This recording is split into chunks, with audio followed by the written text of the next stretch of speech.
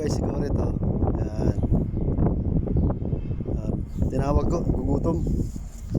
Walang amo ngayon. So, dito, Goret. Goret.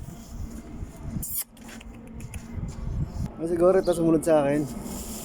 Pakainin ko siya ng dog food, saka may hotdog ako ng tira. Kasi bawal ang kanin, saka kailangan nasa plastic or sa ano. Pakainin ko lang po. Na, Goret. Kaya na. Kaya na. Siguro itong gutom na gutom. Gutom na gutom po si Goret. It's already 4:30 po. Yan, si Goret.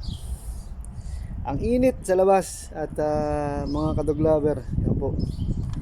Naghihintay sa akin si Brownie at saka si Whitey o si Puti. Hindi ko makita kasi alam ko pag mga ganyang summer, nagtatago sila kasi nga sobra init. So sa gabi sila lumalabas. Pero siya, hinintay niya talaga ako yan. Dog food.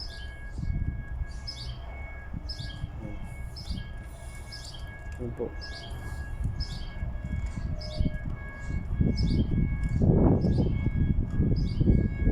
Balik na tayo, Goret ha. Kain ka lang dyan ha.